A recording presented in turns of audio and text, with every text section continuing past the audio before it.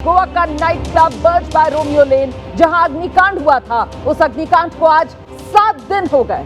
अग्निकांड के गुनहगार और 25 लोगों की मौत के जिम्मेदार लूथरा बंधु पकड़े जा चुके हैं। अब उनकी इंसाफ की घड़ी आ चुकी है। जिन्हें इन मौत का हिसाब देना था, वो विदेश भाग गए थे। गोवा के बर्ज बाय रोमियो लेन क्लब के मालिक लूथरा ब्रदर्स की बेशर्मी देखिए। जब उनका क्लब आग की लपटों में झुलस रहा था, बेगुनाहों की जान जा रही थी, तब वो देश से भागने की टिकट बुक करा रहे थे। जिस रात आग लगी, उसी सुबह 5:30 बजे की फ्लाइट पकड़कर दोनों भाई थाईलैंड भाग गए। लेकिन एक बार फिर यह साबित हो गया कि कानून के हाथ लंबे होते हैं। थाईलैंड के फुकेट में दोनों भाइयों को हिरासत में लिया गया। उन्हें भारत लाने की तैयारियां तेज हैं। देखिए, फिलहाल कुछ समय लग रहा है लूथरा बंधुओं को देश लाने में, क्योंकि उनका पासपोर्ट आप जानते हैं सस्पेंड कर दिया गया है। कुछ दूसरी औपचारिकताएं भी पूरी होनी है। इसी वजह से कल तक जो कहा जा रहा था कि देर रात तक ही लूथरा बंधु भारत ले आए जाएंगे, अब यह जानकारी मिल रही है कि कुछ घंटों का और वक्त लगेगा। बड़ी खबर आपको बता रहे हैं हम, लूथरा बंधुओं को भारत लाने की तैयारी जोरों से चल रही है। फुकेट से लूथरा बंधुओं को फिलहाल बैंकॉक लाया जाएगा। लूथरा बंधुओं को बैंकॉक में डिटेंशन सेंटर में रखा जाएगा। ये बड़ी खबर। आप जानते हैं लूथरा बंधुओं की गिरफ्तारी फुकेट से हुई। फुकेट के इंडिगो होटल में ही दोनों को हिरासत में लिया गया। उसके बाद फुकेट के इमिग्रेशन सेंटर दोनों को लेकर आया गया। अब यह जानकारी मिल रही है कि फुकेट से दोनों को बैंकॉक लाया जाएगा और बैंकॉक में जब तक तमाम औपचारिकताएं पूरी नहीं हो जाती हैं, तब तक बैंकॉक के डिटेंशन सेंटर में लूथरा बंधुओं को रखा जाएगा। 25 लोगों की मौत के जिम्मेदार ये लूथरा बंधु अग्निकांड के बाद देश से फरार हो गए थे। इन्हें लगा था कि भारत छोड़ देंगे तो फिर ये बच जाएंगे, लेकिन भारत के कानून के हाथ इतने लंबे हैं कि थाईलैंड में भी ये छिप नहीं सके, ये बच नहीं सके। भारत सरकार की तरफ से ब्लू कॉर्नर नोटिस इनके खिलाफ जारी करवाया गया और इनका पासपोर्ट भी सस्पेंड कर दिया गया था। फुकेट से अब विमान के जरिए इन्हें बैंकॉक लाया जाएगा और बैंकॉक में इन्हें डिटेंशन सेंटर में रखा जाएगा। तो भारत कैसे लाया जाएगा, ये मैं सिलसिलेवार तरीके से आपको बता रही हूं। फुकेट से पहले बैंकॉक लाया जाएगा, विमान से बैंकॉक लाया जाएगा, बैंकॉक में डिटेंशन सेंटर में रखा जाएगा। भारत आने की टिकट बुक होने तक दोनों को बैंकॉक के डिटेंशन सेंटर में रखा जाएगा। आवश्यक औपचारिकताएं पूरी की जाएंगी। इमरजेंसी सर्टिफिकेट जारी होगा, क्योंकि पासपोर्ट तो इनका सस्पेंड है। ऐसे में इमरजेंसी सर्टिफिकेट जारी किया जाएगा। करीब 36 घंटे में बनता है ये इमरजेंसी सर्टिफिकेट, इतना समय लगता है। और फिर फ्लाइट में बिठाकर भारत वापस भेज दिया जाएगा इमरजेंसी सर्टिफिकेट के आधार पर, क्योंकि पासपोर्ट दोनों की सस्पेंडेड है। तो लूथरा बंधुओं को भारत लाने में वक्त कितना लगेगा, जैसा कि मैंने आपको बताया, करीब 2 दिन का वक्त तो आप मानकर चलिए लगेगा। थाई इंटरपोल की कस्टडी में ये रहेंगे 2 दिन तक। आवश्यक औपचारिकताएं पूरी कर ली जाएंगी इन 2 दिन में और फिर इन्हें भारत की फ्लाइट में बैंकॉक से बिठा दिया जाएगा। तो फुकेट से बैंकॉक विमान से लाया जाएगा और फिर औपचारिकताएं पूरी होने के बाद इन्हें भारत की फ्लाइट में बिठा दिया जाएगा। सीधे आपको लेकर चलेंगे। हमारे साथ हमारे 2 सहयोगी इस वक्त मौजूद हैं। मनोज वर्मा हमारे साथ फुकेट से इस वक्त मौजूद हैं। सूरज ओझा गोवा से हमारे साथ मौजूद है। सबसे पहले आपको फुकेट लेकर चलेंगे मनोज वर्मा के पास और जरा मनोज से ही जानते हैं। मनोज, क्या जानकारी मिल रही है? फुकेट से बैंकॉक ले जाया गया है क्या लूथरा बंधुओं को, या अभी ले जाने वाली है वहां पर जांच एजेंसी? क्या है अपडेट? बिल्कुल, देखिए रोमाना, आपको बताना चाहूंगा कि अभी कुछ जानकारी जो है वो यहाँ जो इमिग्रेशन डिपार्टमेंट है उसकी तरफ से साफ नहीं की गई है कि क्या लूथरा ब्रदर्स को अभी एयरपोर्ट ले जाया जा चुका है या फिर नहीं ले जाया गया है। लेकिन इतना जरूर है कि अभी भारत आने में उनको समय लगेगा, क्योंकि उनका जो पासपोर्ट था वो रद्द हो चुका है और एक इमरजेंसी ट्रैवल सर्टिफिकेट जब बनेगा उसके बाद ही वो भारत पहुंच पाएंगे। तो उसको बनाने में अभी जो है वो समय लग रहा है। और जो इमरजेंसी ट्रैवल सर्टिफिकेट है वो बैंकॉक से बनेगा, क्योंकि बैंकॉक में भारतीय एम्बेसी भी है। इसके अलावा डिटेंशन सेंटर जो है थाईलैंड का वो बैंकॉक में ही है। तो वहां पहुंचने के बाद वो सर्टिफिकेट बनेगा। सर्टिफिकेट बनने के बाद जो तमाम औपचारिकताएं हैं वो पूरी की जाएंगी और उसके बाद उनको फिर आगे डिपोर्ट किया जाएगा भारत में। भारत पहुंचने के बाद भी जो हमारी अधिकारियों से बातचीत हुई है, उनका साफ तौर पर ये कहना है कि यहाँ पहुंचने के बाद उनको अदालत में पेश किया जाएगा और उसके बाद उनकी रिमांड की मांग की जाएगी, क्योंकि जिस तरीके से ये हादसा हुआ और हादसे वाले दिन ही दोनों जो लूथरा ब्रदर्स थे वो फरार हो गए, यहाँ फुकेट में पहुंच गए, थाईलैंड में पहुंचे हैं, लगातार होटल बदलते रहे, यानी कि एजेंसी से छिपने की कोशिश करते रहे और कहीं ना कहीं उनके मन के अंदर एक चोर था। यही वजह थी कि उन्होंने अपने एंटीसिपेटरी बेल की भी एप्लीकेशन लगाई, जिसे कोर्ट ने खारिज कर दिया। फिलहाल जो अभी जानकारी बिल्कुल क्लियर नहीं हो पा रही है कि उनको अभी ले जाया गया है या ले जाया जाएगा, लेकिन इतना जरूर है कि बैंकॉक से ही उनका जो ट्रैवल सर्टिफिकेट है, इमरजेंसी ट्रैवल सर्टिफिकेट, वो बनेगा और उसके बाद फिर उनको आगे डिपोर्ट किया जाएगा। अगर ये काम आज नहीं हो पाया रोमाना, तो इसमें 2-3 दिन का समय लग सकता है, क्योंकि कल शनिवार है, फिर रविवार है और उसके बाद सोमवार को ये जो कागजी कार्रवाई है वो पूरी होगी। ठीक है। और ये जो कहा जा रहा था कि भारत से टीम जाएगी और उसके हवाले वहां की जो एजेंसीज हैं वो इन लूथरा बंधुओं को करेंगी, उसको लेकर क्या अपडेट है? क्या भारत से कुछ अधिकारी थाईलैंड पहुंचे हैं और अभी तक क्या दूतावास से जुड़े किसी अधिकारी ने मुलाकात की है इन लूथरा बंधुओं से? इसको लेकर कोई अपडेट अभी तक, मनोज?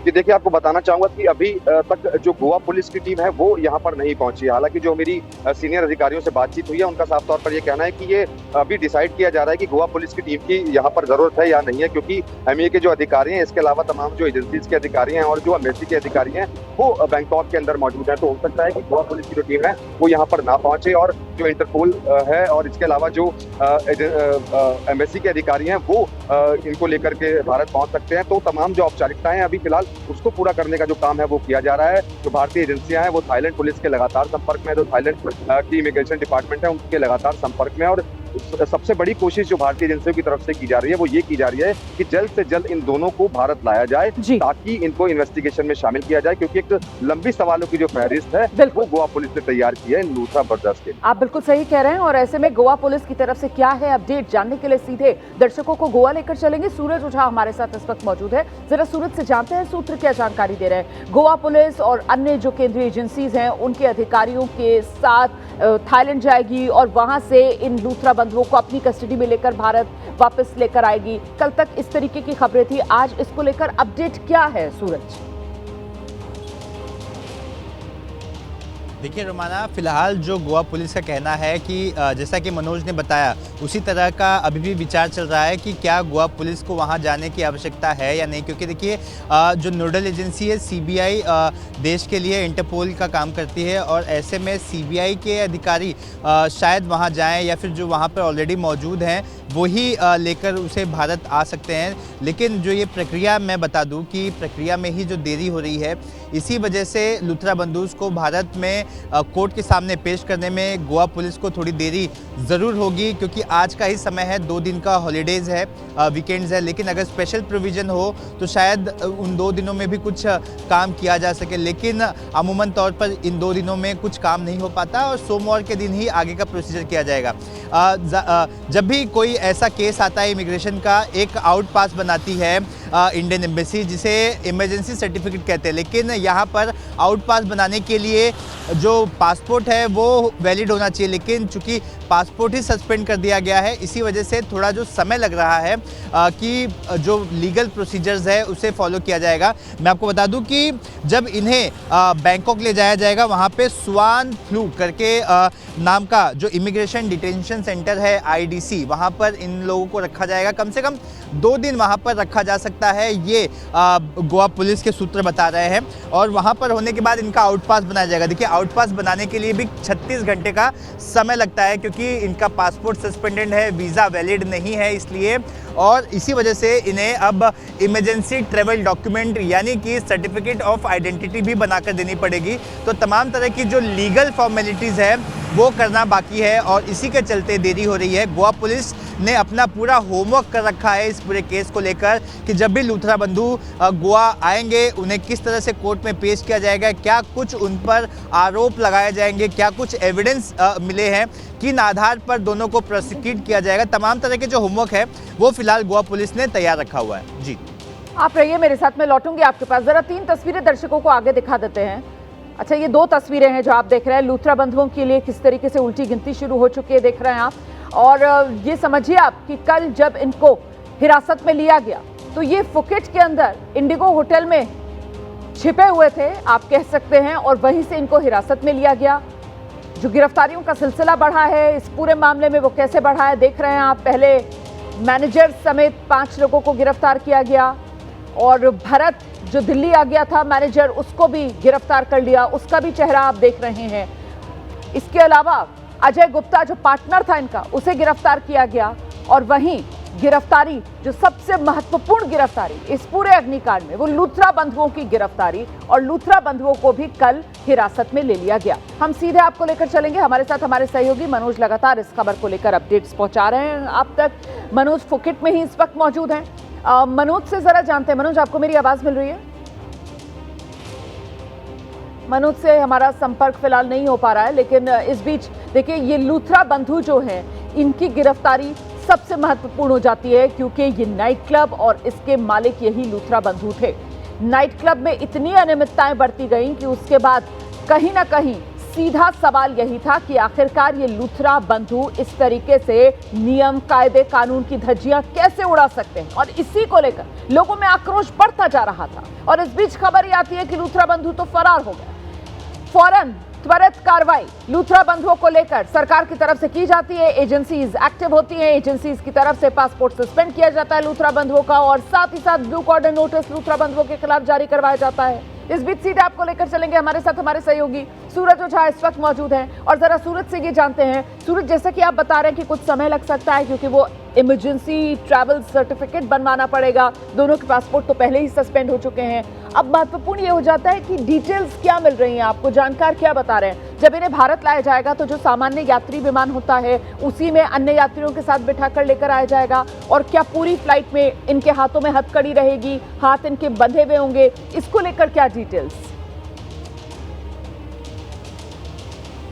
देखिए ये दोनों आरोपी काफ़ी इम्पोर्टेंट है, लेकिन ये भी ध्यान देना होगा कि ये अन्य आरोपियों की तरह किसी चूँकि ये बिज़नेस से जुड़ा हुआ मामला था, आग लगी, निग्लिजेंस का मामला है, और यही फ़र्क हो जाता है कि जब भी किसी खूंखार आरोपी जैसे अनमोल बिश्नोई या बाकी के लोगों को हम लेकर आते हैं, जो प्रिकॉशन रखा जाता है वही प्रिकॉशन यहाँ भी रखा जाएगा जो एसओपी है।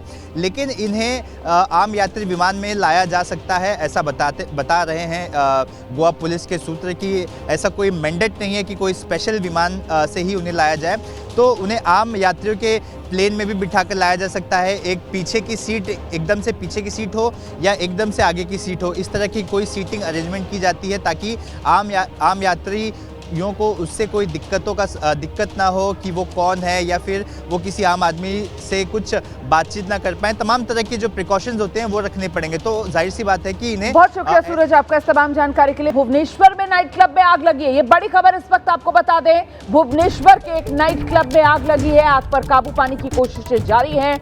भुवनेश्वर के सत्य विहार इलाके में ये नाइट क्लब, और यहाँ इस नाइट क्लब में आग लग गई। तो ये बड़ी खबर है। भुवनेश्वर ओडिशा की राजधानी है भुवनेश्वर, और ऐसे में भुवनेश्वर में देखिए किस तरीके से ये नाइट क्लब में आग लगी।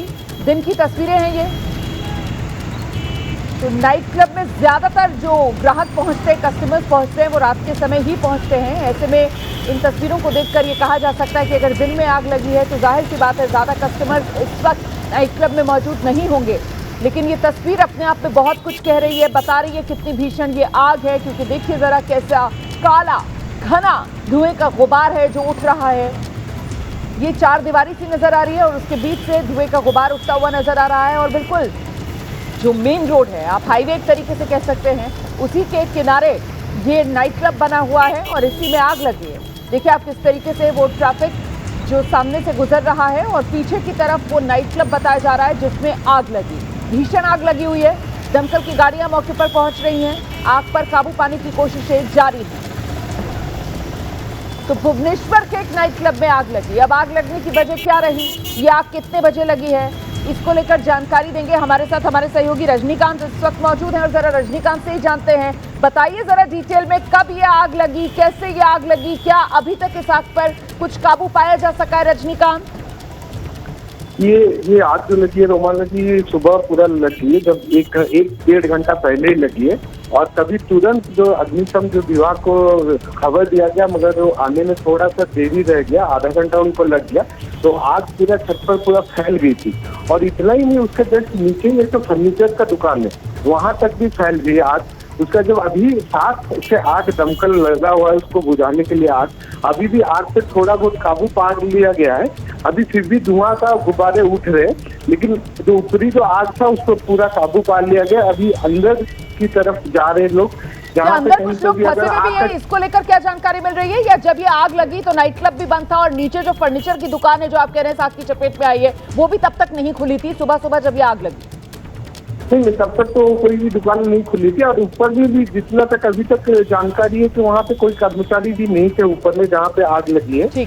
और किसी को हताहत होने की भी अभी तक खबर नहीं है, जानकारी नहीं है। मगर फिर भी आग पे काबू पाने का बाद भी अभी जो धुआं है अभी भी निकल रहा है और कहीं पे उनको देखा जा रहा है कि कहीं कोई चिंगारी ना रह जाए कि आगे कहीं आग फैल जाएगा, उस पर पूरा जांच किया जा रहा है। और अभी अंदर दमकल के जो कर्मी है वो अंदर घुस चुके हैं और अंदर से देख रहे कहाँ पे कुछ चिंगारी हुए और आगे की रहेगी ये प्रक्रिया की किस तरह से आग लगी है, क्या है। कहा जा रहा है कि शायद एसी का शॉर्ट सर्किट से लगा है बोल के ये आशंका की जा रही है अभी तक। और ये बड़ी जानकारी जी ये बड़ी जानकारी हमारे सहयोगी रजनीकांत बिस्वाल दे रहे हैं। बता रहे हैं कि आज सुबह करीब 8:30-9 बजे के आसपास ये आग लगी और ये ऊपर की मंजिल पर नाइट क्लब और नीचे की तरफ फर्नीचर की दुकान। गनीमत ये रही कि जिस वक्त ये आग लगी नाइट क्लब में उस वक्त नाइट क्लब भी बंद था और वो बता रहे हैं कि नीचे जो फर्नीचर की दुकान जो इस आग की चपेट में आ गई वो दुकान भी बंद थी। मतलब किसी तरीके के जान के नुकसान की यहाँ पर खबर नहीं है, ये गनीमत रही।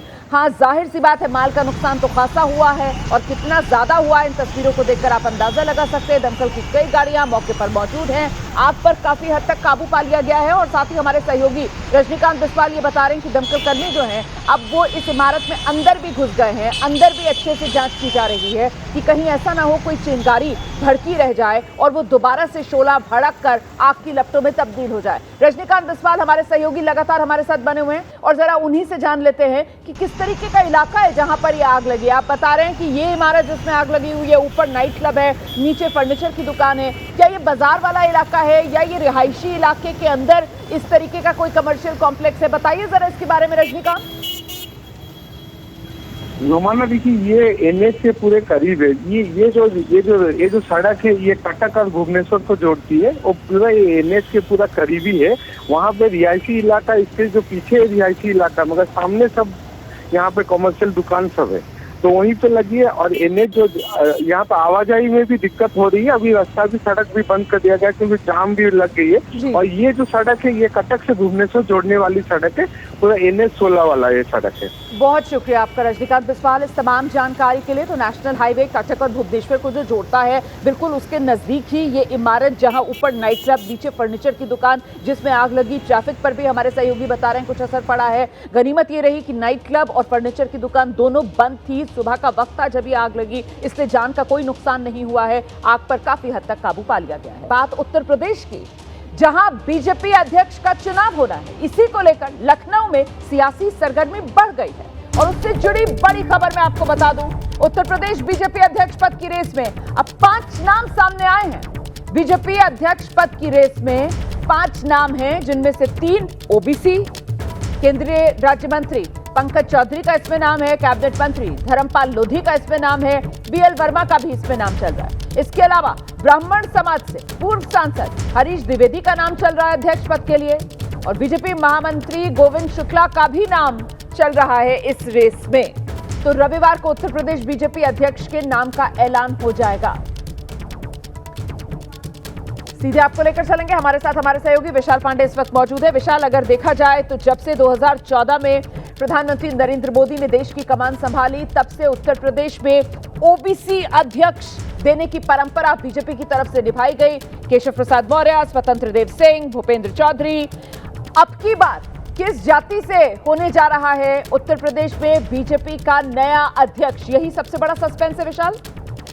देखिए रोमाना, बिल्कुल, हालांकि 2014 के बाद एक बार महेंद्र नाथ पांडे भी यूपी बीजेपी के अध्यक्ष रहे हैं, तो इस वक्त बीजेपी लेकिन 2027 के विधानसभा चुनाव से पहले ओबीसी वोट बैंक पर ज्यादा फोकस करना चाह रही है। खासतौर पर देखा जाए तो कुर्मी समाज का जो वोट है वो पूरी तरह से समाजवादी पार्टी की तरफ शिफ्ट हो चुका है 2022 के विधानसभा चुनाव के बाद से, और अब बीजेपी ये चाहती है कि उस वोट बैंक को वापस लाया जाए। इसीलिए पंकज चौधरी का नाम सबसे आगे इस वक्त चल रहा है, जो कि केंद्र में राज्य मंत्री हैं भारत सरकार में। दूसरा लोधी बिरादरी के दो नाम है, एक धर्मपाल लोधी जो कि यूपी सरकार में मंत्री है और बीएल वर्मा जो कि केंद्र सरकार में मंत्री हैं, इनके नाम भी इस वक्त चर्चा में है। इसके अलावा अगर बीजेपी ब्राह्मण की तरफ जाती है जिस पर डिस्कशन चल रहा है, तो उसमें हरीश द्विवेदी जो कि बस्ती से पूर्व सांसद रहे बीजेपी के, उनका नाम आगे चल रहा है और गोविंद शुक्ला यूपी बीजेपी के महामंत्री है। हालांकि देखना ये होगा कि आज शाम तक बीजेपी किसके नाम पर मुहर लगाती है, क्योंकि जिसके भी नाम पर मुहर लगेगी उसे देर रात तक लखनऊ पहुंचना होगा और कल दोपहर 1 बजे उसे नामांकन करना होगा। लेकिन ये कहा जा सकता है कि बीजेपी अध्यक्ष उसे ही बनाएगी जिससे 2027 का विधानसभा चुनाव का समीकरण खास तौर पर फिट किया जा सके, क्योंकि 14 के बाद से जो राजनीतिक गुलदस्ता। विशाल, जरा सीधे दर्शकों को लेकर चलते हैं। हमारे सहयोगी विवेक राय लखनऊ से इस वक्त हमारे साथ मौजूद हैं और लखनऊ के सियासी गलियारों में बीजेपी के नए अध्यक्ष को लेकर चर्चा किन किन नामों को लेकर हो रही है, जरा बताइए विस्तार से विवेक। जी हाँ, बिल्कुल। देखिए, लगभग पिछले 1 साल से भारतीय जनता पार्टी के नए अध्यक्ष को लेकर के तमाम कयासबाजी और तमाम अलग अलग चर्चाएं जो है वो चल रही हैं। लगातार जो कार्यकर्ता उनमें इस बात को लेकर के उत्साह रहता है कि कौन नया अध्यक्ष बन रहा है। फिलहाल जो 5 नाम अभी बताए गए, इन नामों के अलावा भी कुछ नामों को लेकर के चर्चा है, जिसमें स्वतंत्र सिंह के नाम की भी जो चर्चा है वो फिलहाल यहाँ पर देखने को मिल रही है। इसके अलावा ब्राह्मण नेताओं की बात की जाए तो उसमें दिनेश शर्मा के नाम की भी जो चर्चा है वो फिलहाल यहाँ पर देखने को मिल रही है। अब चर्चाओं के कयास के बीच में किसको अध्यक्ष बनाया जाता है ये देखना होगा, क्योंकि कल लगभग 1 से 2 के बीच में जो ये प्रक्रिया है ये शुरू हो जाएगी। सुबह में ही विनोद तावड़े और पीयूष गोयल, ये दोनों लोग सुबह कल लखनऊ पहुंच जाएंगे। इसके साथ साथ जो प्रांतीय परिषद के जो सदस्य हैं उनको भी बुला लिया गया है लखनऊ, और वो लोग भी कल सारे लोग आ जाएंगे। और इसमें कल 1 से 2 के बीच में जब नामांकन प्रक्रिया शुरू होगी, उस नामांकन में इस बात की भी उम्मीद जताई जा रही है कि या तो उत्तर प्रदेश के सीएम या दोनों डिप्टी सीएम में से कोई एक व्यक्ति भी प्रस्तावक के तौर पर रह सकते हैं। इसके अलावा 9 अन्य लोग भी इसमें रहेंगे साथ में प्रस्तावक के तौर पर। खबर दिल्ली से है, जहां सुबह सुबह बड़ा बुलडोजर वाला एक्शन हुआ है। अतिक्रमण के खिलाफ डीडीए का बुलडोजर चला है। दिल्ली के सैनिक फार्म में बुलडोजर वाला एक्शन हुआ है। अतिक्रमण के खिलाफ डीडीए की यह बड़ी कार्रवाई है। डीडीए की जमीन पर अतिक्रमण के खिलाफ एक्शन लिया गया है। डीडीए की जमीन से अवैध कब्जे को हटाया जा रहा है। तस्वीर आप देखिए किस तरीके से यहाँ पर बाकायदा आलीशान बंगले बना लिए गए हैं, उनको बढ़ा दिया गया है और वो डीडीए की जमीन पर ये जो अवैध कब्जा है इसी पर बुलडोजर वाला एक्शन चल रहा है। डीडीए दिल्ली डेवलपमेंट अथॉरिटी और डीडीए की जो जमीन पर अवैध कब्जा है उसको हटाने के लिए ये बुलडोजर आज सुबह सुबह सैनिक फार्म इलाका दिल्ली का वहां गरजा है। तो किसी ने कहीं पर छज्जा बाहर कर रखा है, किसी ने कहीं पर कोई शेड आगे बढ़ा लिया है, किसी ने घर में एक चौबारा सा आगे बढ़ा दिया है। अवैध कब्जा डीडीए की जमीन पर, और वो सारा अवैध निर्माण जिससे डीडीए की जमीन पर कब्जा हो रहा है उसको ढहाया जा रहा है। सैनिक फार्म में आज सुबह सुबह बुलडोजर वाला ये एक्शन, अतिक्रमण पर ये आक्रमण हुआ है। डीडीए का बड़ा एक्शन है। अतिक्रमण के खिलाफ डीडीए की ये कार्रवाई। अमूमन आपने जो सरकारी जमीन है उस पर झुग्गी झोपड़ियां बसा ली जाती हैं और उसी का अतिक्रमण हटाते हुए तस्वीरें देखी होंगी, लेकिन आज देखिए जरा कैसे ये आलीशान मकान हैं, ये महलनुमा घर हैं और यहाँ पर इन्होंने जो अवैध कब्जा कर रखा है डीडीए की जमीन पर, सरकारी जमीन पर, उसी को ढहाने का काम सैनिक फार्म पहुंचकर बुलडोजर ने किया।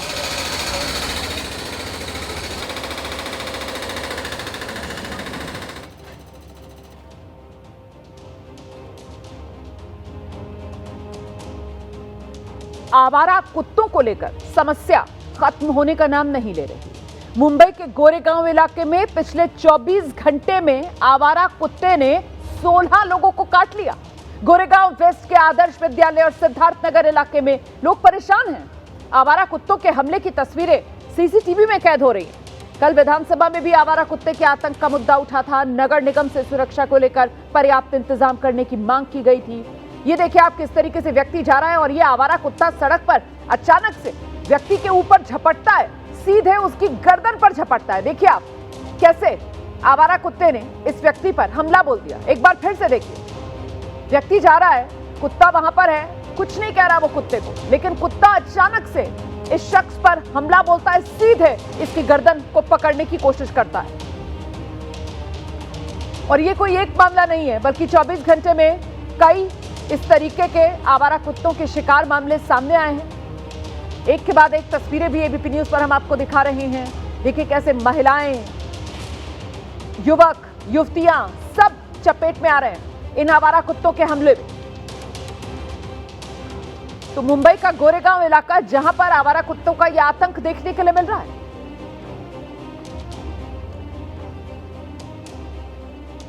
आवारा कुत्ते के काटने की घटना बढ़ती जा रही है। इसको लेकर लोगों में डर है, लोगों में खौफ है।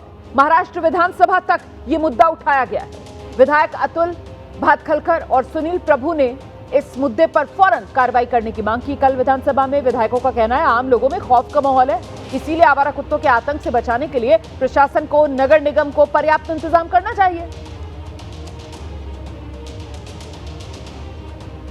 तस्वीरों में आप देख रहे हैं, कल महाराष्ट्र विधानसभा में भी आवारा कुत्तों के आतंक का ये मुद्दा उठा है। विधायकों की तरफ से भी सदन को अवगत कराया गया कैसे आवारा कुत्तों की आतंक की वजह से लोग खौफ में हैं। आवारा कुत्तों के शिकार जो लोग हुए हैं उनकी तस्वीरें भी हम आपको दिखा रहे हैं, जख्मी लोग। और ये कुत्ता देखिए सबकी गर्दन पर अटैक करता है, एकदम से गर्दन पकड़ता है, और इसीलिए ज्यादातर लोग जो हैं घाव उनके चेहरे पर नजर आते हैं, क्योंकि वो दांत गड़ाने की कोशिश गर्दन पर करता है और जो उसके पंजे हैं वो चेहरे पर आकर घाव बनाते हैं, जैसे इस युवक के साथ करने की कोशिश की। 24 घंटे में 16 लोग शिकार हो गए। ये गोरेगांव वेस्ट की बात मैं आपको बता रही हूँ। और ये आतंक इतना बढ़ चुका है कि कल इसको लेकर बाकायदा महाराष्ट्र विधानसभा में मुद्दा उठाया गया है। त्रास या भटक्या कुत्र्यांच्यामुळे होतोय, तो त्यातून सुटका होण्याच्या दिशेने या उत्तरामुळे फार मोठी काही मदत होती असं मला वाटत नाहीये। शहरामध्येच सरकारच्या उत्तराप्रमाणे सुमारे 90,000 भटके कुत्रे त्या ठिकाणी आहेत आणि निवारा केंद्र किती आहेत उत्तराप्रमाणे, तर ती अवघी 8 आहेत।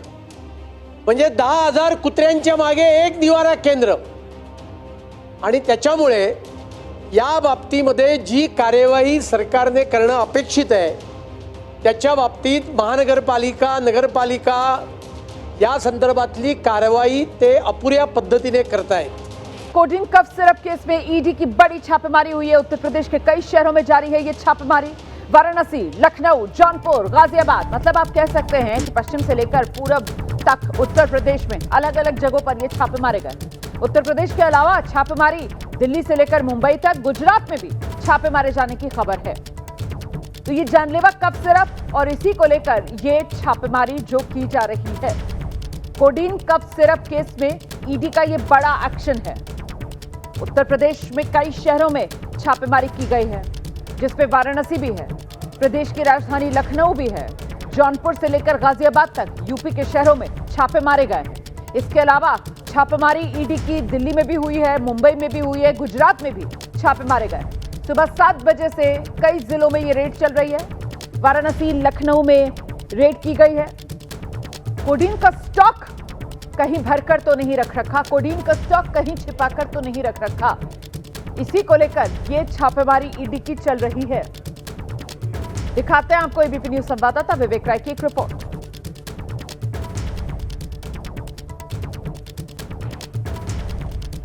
कोडीन कफ सिरप मामले में अब ईडी की एंट्री हो चुकी थी और ईडी अब इस मामले में आज छापेमारी कर रही है।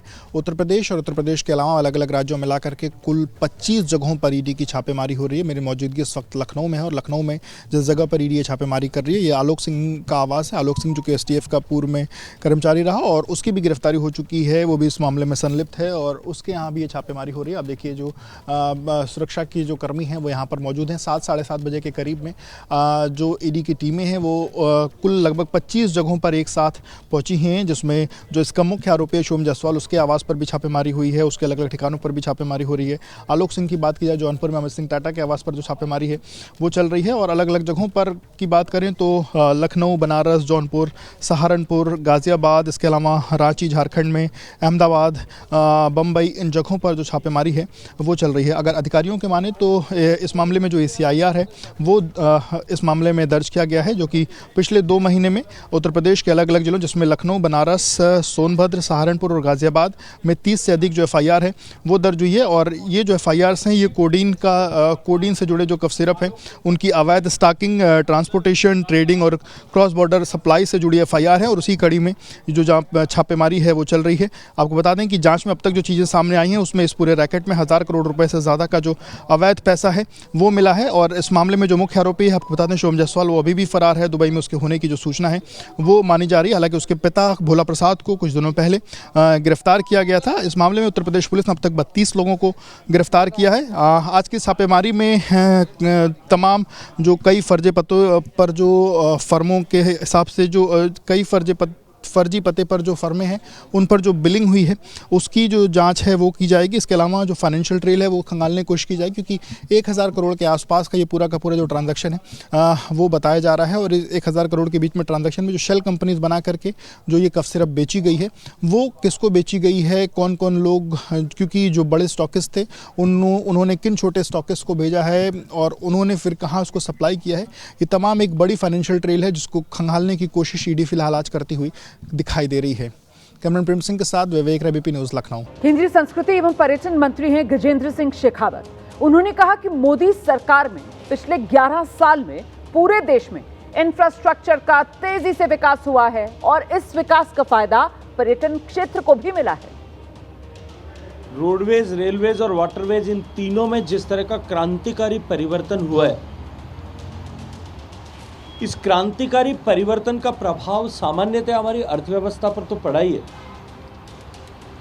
लेकिन पर्यटन क्षेत्र को में इसको लेकर के एक अभूतपूर्व वृद्धि इस सब के परिणाम स्वरूप हुई है। ये केवल एक इंफ्रास्ट्रक्चर में हुए बदलाव की रिपोर्ट मात्र नहीं है, अपितु ये भारत के आत्मविश्वास और नए भारत बनने की दिशा में कदम की धड़कन आप सबके साथ में साझा कर रहा हूं। और अब इस वक्त की बड़ी खबर जानिए आप उत्तर प्रदेश के NDA सांसदों के साथ प्रधानमंत्री नरेंद्र मोदी इस समय मुलाकात कर रहे हैं। इससे पहले आप जानते हैं NDA सांसदों को प्रधानमंत्री नरेंद्र मोदी की तरफ से डिनर दिया गया।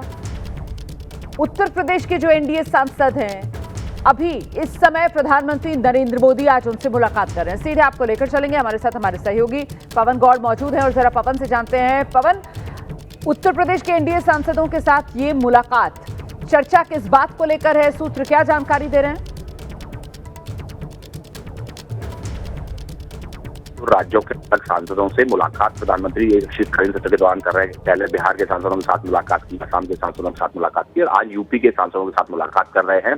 मूल मंत्र प्रधानमंत्री का यही है, सांसदों से लगातार वो सबसे यही कहते हैं कि लगातार जनता के बीच में बने रहिए, जनता से लगातार संवाद जारी रखिए और जनता के बीच में जाकर जो जन सरोकार के काम है उनको लगातार कराते रहिए। केंद्र सरकार की जो योजनाएं हैं वो जनता तक पहुंच रही है या नहीं पहुंच रही हैं, उनके बारे में लगातार जानकारी करते रहिए। जिन लोगों को लाभ मिल रहा है उनकी वो जो लाभ है वो जारी है या नहीं है उसको लेकर बातचीत करते रहिए और जिन लोगों को अभी तक केंद्र या राज्य की योजनाओं का लाभ नहीं मिल पाया है उनको किस तरह से उन योजनाओं का लाभ मिले, उनको लगातार जमीन पर रहकर जनता से संवाद करते रहना चाहिए। वही मंत्र प्रधानमंत्री नरेंद्र मोदी तमाम सांसदों को दे रहे हैं। फिलहाल यूपी के जो NDA के सांसद हैं उनसे मुलाकात कर रहे हैं और कैसे आम जो व्यक्ति है उसके जीवन को सरल और सहज बनाया जाए, इसी का मंत्र प्रधानमंत्री नरेंद्र मोदी सांसदों को दे रहे हैं।